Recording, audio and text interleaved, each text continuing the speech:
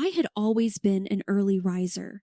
By the time 7:30 a.m. hit, I was usually up, mentally preparing myself for the day. But that day, just as I was getting up, my phone rang. It wasn't the usual work-related call or even one from a friend. It was Mark, my husband. Strange for him to call when he was just in the next room. I picked up. "Hello, Jessica," he stated without any warmth or greeting. "You need to move your stuff out of your room," he continued, his tone firm, almost as if this wasn't up for discussion. Confused, I sat up straighter in bed. "Why would I do that?" "It's my room," I replied. "Sarah needs it," Mark said. Sarah was Mark's niece, a 25-year-old who had lived a life of ease and reliance on others. She hadn't worked a day in her life, instead choosing to take from her grandparents and anyone else willing to give, including Mark. In her eyes, I was just the stupid auntie, a term she often used behind my back. Why does Sarah need my room? I tried to keep my voice steady, but it trembled with a mix of anger and disbelief. "She's moving in and she wants that room," Mark replied, his tone dismissive. "But that's where all my things are. Where am I supposed to go?" I could feel the sting of tears, but I held them back. "Just find another room or put them in storage.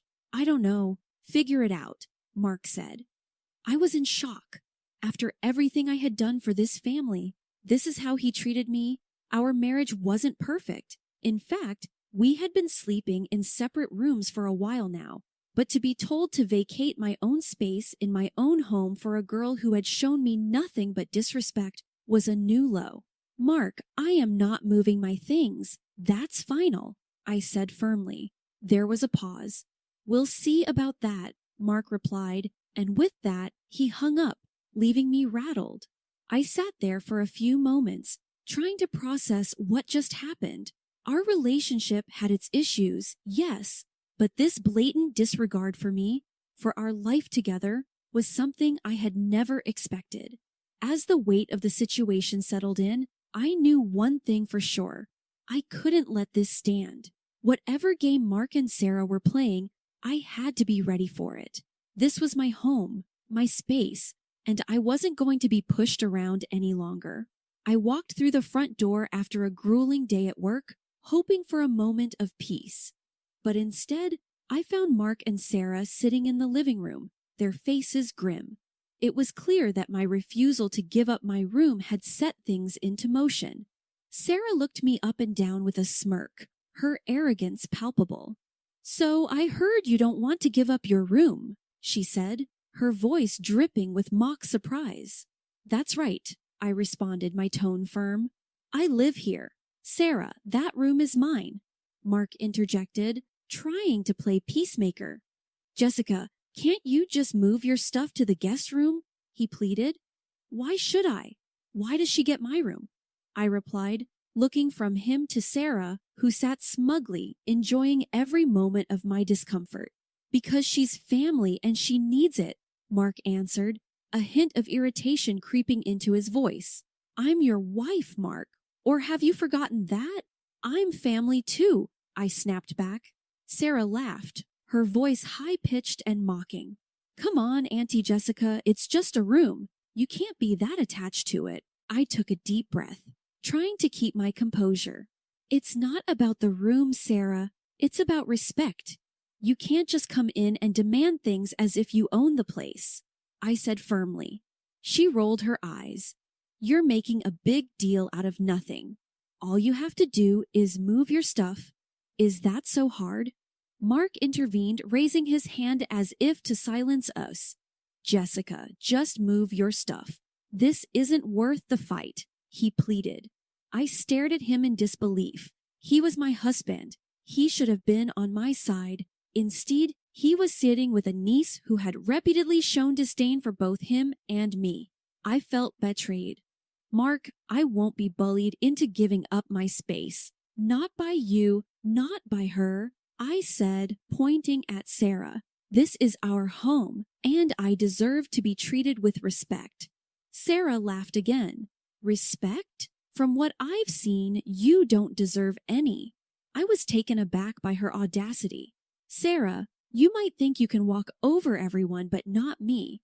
I won't be pushed around, I said with as much dignity as I could muster. Mark sighed, rubbing his temples as if the weight of the world was on his shoulders. This is getting us nowhere. Just move your stuff, Jessica, he said. I shook my head. No, I won't. The atmosphere in the room grew tense. The three of us locked in a standoff, each waiting for the other to blink. The only sound was the ticking of the clock on the wall. Finally, Sarah stood up, her face red with anger. Fine, keep your stupid room, but this isn't over, she spat, and with that, she stormed out, leaving me and Mark in an uncomfortable silence. I could tell this was only the beginning of our troubles. The next morning, as I prepared my morning coffee, my phone buzzed with a notification, a text message from an unknown number. I opened it, curious. You should have given me that room. You'll regret crossing me. It read. A cold shiver ran down my spine. I knew instantly who it was from. Sarah, I replied, trying to keep my cool. You don't scare me, Sarah. This is my house, and you can't dictate what happens here. Almost instantly, her reply came in. This isn't over, Auntie Jessica. You have no idea what I'm capable of. Just as I was trying to process this new threat, Mark walked into the kitchen. He looked tired, dark circles under his eyes. What's wrong? I asked, showing him the messages. He looked at the screen for a long moment. She's just upset. Don't let her get to you, he said. I frowned. This isn't just being upset, Mark. She's threatening me in our own home. He sighed. I'll talk to her. But you have to understand, she's had a tough life. Losing her parents at a young age wasn't easy. I interrupted him. That doesn't give her the right to behave this way. She's an adult, not a child. Mark looked away, clearly torn between supporting me and defending Sarah. I'll handle it, okay? But the conversation was far from over. That evening, as I was settling into my room, Sarah knocked on the door. I opened it, and she stood there, her posture defiant, eyes cold. Listen, Auntie Jessica, I don't know why you're making things difficult. Just give me the room, and all of this can be over, she said. I took a deep breath.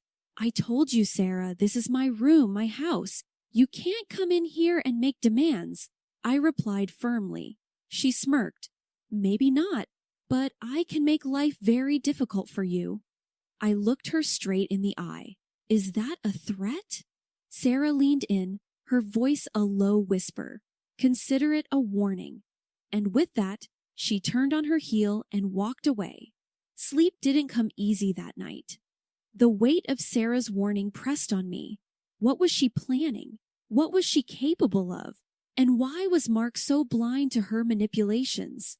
The only thing I knew for sure was that I had to be prepared. Whatever Sarah had in store, I wasn't going down without a fight. Days melded into weeks, and each day seemed grayer than the one before. The walls of the house felt suffocating, and Sarah's smug demeanor was a constant thorn in my side. From leaving unwashed dishes in the sink to borrowing items without asking, she seemed intent on testing my patience. But nothing could have prepared me for the horror that awaited me on one fateful evening. Returning home from work, I immediately sensed something was amiss. The usually locked front door stood slightly ajar. Hesitantly, I pushed it open, half expecting to find a robbery in progress. The living room was untouched, but a trail of torn fabric leading upstairs caught my attention. Swallowing the lump in my throat, I followed the trail to my bedroom. The sight that greeted me was heart-wrenching. My clothes, years of curated outfits, gifts, and personal memories, all cut up and strewn carelessly around. The violation of my personal space was a feeling I couldn't describe. Jessica, what did you do? I heard Mark's voice behind me, dripping with accusation. What did I do? I turned, a mix of disbelief and anger. Your niece did this. Sarah appeared beside him, feigning innocence. Why would I ruin your things, Auntie Jessica? Maybe you did this for attention. Mark looked at me, his gaze colder than I'd ever seen. Did you do this, Jessica? Did you ruin your clothes to frame Sarah? My jaw dropped. You think I would destroy my own things, my cherished memories? Mark's voice grew harsher. Maybe you wanted a reason to kick Sarah out. My heart felt like it was shattering. The man I had once loved and confided in now looked at me like a stranger. I can't believe you'd think that of me, I whispered. Sarah smirked from behind Mark, enjoying every moment of my pain. Maybe you should have just given me the room. None of this would have happened. I backed away, tears streaming down my face. I thought we were a team, Mark. How could you choose her over me? Mark's face was impassive. Maybe if you'd been more understanding, none of this would have happened. You brought this on yourself, he said. The weight of his words was crushing. It was clear I had lost not only my clothes, but also my partner. The realization was devastating. That night, I packed a bag, knowing I couldn't stay in a house where I felt so alone and betrayed. I had lost the battle for the room, but the war for my dignity was just beginning. The weight of the past few weeks felt like 100 bricks pressing down on my chest. Every look, every word exchanged in that house, they all came rushing back. With my bag packed, I sat in the living room, the silence only interrupted by the ticking of the grandfather clock as I waited for a taxi. The realization hit me. This wasn't just about a room, my clothes, or even Sarah. It was about respect, trust, and my place in this family. My phone buzzed, a call from Lisa, my best friend. Hey, Jess, she said, her voice filled with concern. I heard what happened. Are you okay? I don't know, I replied, trying to keep my voice steady. I feel so lost, Lisa. I never thought Mark would turn on me like this. Lisa sighed. Sometimes people show their true colors when faced with difficult situations. Maybe this was a wake-up call. You're right, I murmured. But what am I going to do now? I've invested so much in this relationship and this house. You need to make a decision for yourself, Lisa advised. For your well-being and your future. Don't let anyone else dictate your worth. Lisa's words resonated deep within me. Mark's parents and Sarah had taken so much from me already. My peace, my happiness, and even my own space. But they couldn't take my self-worth unless I let them. It was time to reclaim it. Determined, I made my way to the bank the next day. As I sat in the financial advisor's office, I explained my situation. I want to ensure that my assets are protected, and I need to know where I stand financially, I said. Mr. Harris, the advisor, nodded sympathetically. We can definitely help with that. Let's review your accounts and see what we can do. As we delved into my finances, it became evident that I was the primary contributor to most of our investments and accounts. Mrs. Thompson, it appears that you've been the major breadwinner here. If you decide to divorce, you have a strong case for a significant portion of these assets, Mr. Harris explained. Divorce. The word felt heavy, yet in a strange way, liberating. Could I really take that step? When I returned home that day, Mark was waiting. Where were you? He asked, his voice dripping with suspicion. I went to the bank, I replied calmly. I needed to review our finances. His face paled. Why? Because, I began, taking a deep breath. I've decided to file for divorce, Mark. I can't be in a relationship where I'm constantly belittled and betrayed. Mark looked stunned. Jess, you're overreacting. We can work things out. I shook my head. No, Mark. This is my decision. I deserve better. And with that, I took the first step towards a new chapter in my life, one where my worth wasn't determined by anyone else but me. A few days later, I found myself seated in the office of a renowned attorney, Miss Angela Reynolds. Her reputation for handling difficult divorce cases was what drew me to her. As I relayed the events that led to my decision, Angela listened attentively. "It's clear that you've been through a lot," Angela commented, jotting down some notes. "I've handled cases like yours before, and I can tell you, standing up for yourself is the best decision you could make." "I just want what's fair," I replied, looking out the window at the bustling city below. "I've supported Mark and his family for so long. It's time for me to protect what's mine," I stated firmly. Angela nodded. "You have a strong case, Jessica, especially given that you've been the primary contributor to your shared assets." I hesitated, then added, "There's something else. I suspect Mark has been unfaithful." Angela looked up, her gaze sharp. "Do you have any proof?" "A private investigator," I began, taking out a folder with photos and notes. "I hired one months ago. The evidence is clear." Angela skimmed through the documents, her expression growing more serious with each page. "This changes things considerably. With evidence of infidelity, the court is likely to view the case in your favor." Relief washed over me, but there was a gnawing feeling at the pit of my stomach. I had to confront Mark with the truth. That evening, I returned home to find Mark in the living room, surrounded by old photo albums, memories of better times. "Jessica," he began, his voice shaky, "I've been thinking maybe we can work things out." I placed the folder on the coffee table, the photos facing up. Mark's face drained of color as he recognized the woman in the photos. "You've been cheating on me," I said calmly, my voice devoid of emotion. Mark's eyes darted between the photos and me. "Jessica, it's not what it looks like." "Save it," I cut him off. "I've known for months, Mark. I just wanted to see if you'd ever come clean." His shoulders slumped in defeat. "Why didn't you confront me sooner?" he asked.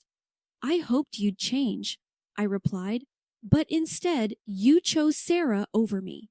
You let her destroy our home, our trust." Tears streamed down Mark's face. "I'm so sorry, Jessica. I never meant to hurt you." I shook my head. "Sorry doesn't change what you did, Mark. It's over." And just like that, the weight that had been pressing on my chest lifted. It was a painful revelation, but one that set me on a path to reclaiming my life. In the weeks that followed, the legal process was a whirlwind. I felt like a regular at Angela's office, diving deep into the finances and property that Mark and I shared.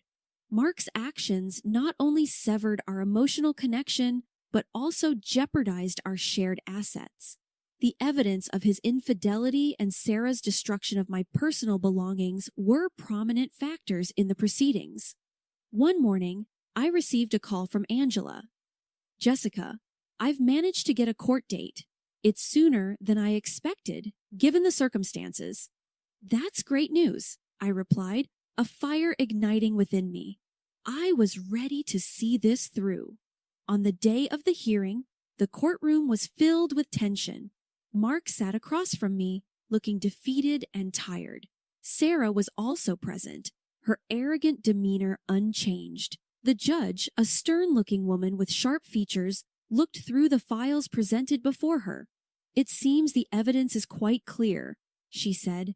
"Infidelity, financial misconduct, and deliberate destruction of property." I caught Mark's gaze, looking for any sign of remorse, but there was only emptiness. Sarah, on the other hand, was fidgeting nervously. Angela, clear and assertive, presented our case. "Your Honor, my client has not only been the primary breadwinner, but has also financially supported Mr. Mark's parents and his niece, Sarah. She's been through emotional trauma and has lost personal belongings due to the actions of the defendants." Mark's lawyer tried to present their side, portraying Mark as a loving husband who was misled by Sarah, but the evidence was overwhelming. After what felt like hours, the judge gave her verdict. In light of the evidence presented and the actions of Mr. Mark and Miss Sarah, the court rules in favor of Miss Jessica. I exhaled deeply, feeling a wave of relief. It was a victory, not just legally, but also personally. I was reclaiming my life. Outside the courtroom, Sarah approached me, her bravado gone. Jessica, I'm sorry, she began, her voice quivering. I never thought things would go this far. Your actions have consequences, Sarah, I replied coldly. It's time you learned that. Mark tried to catch my attention, but I walked past him. There was no room for reconciliation. I had given him chances before, and he had thrown them away. It was time for both of us to face the outcomes of our choices. Retribution, it seemed, was finally mine. Spring's rejuvenating spirit mirrored the changes in my life. Gone were the gloomy days in the big, suffocating house. Now I enjoyed the city views from a modern apartment, a fresh start and a place of my own. My morning routine was interrupted by a call. An unfamiliar number flashed on the screen, but I had a hunch. Taking a deep breath, I answered. Jessica, it's me, Mark, he stammered. I stiffened. Why are you calling, Mark? His voice, a mix of desperation and hope, came through. Things have changed, Jessica. I realize now how wrong I was. Everything's fallen apart since you left. I was wondering. Get to the point, I said curtly. I need you, Jessica, he blurted out. Financially, everything's a disaster. Sarah took advantage of my bank accounts, ran up huge debts. We had to move in with my parents. They sold the house to cover her debts, and now we're all squeezed together, constantly fighting over money. A bitter smile formed on my lips. So, you're calling because you want help. Money? Not just that, he pleaded. I want you back, Jessica. I made a huge mistake.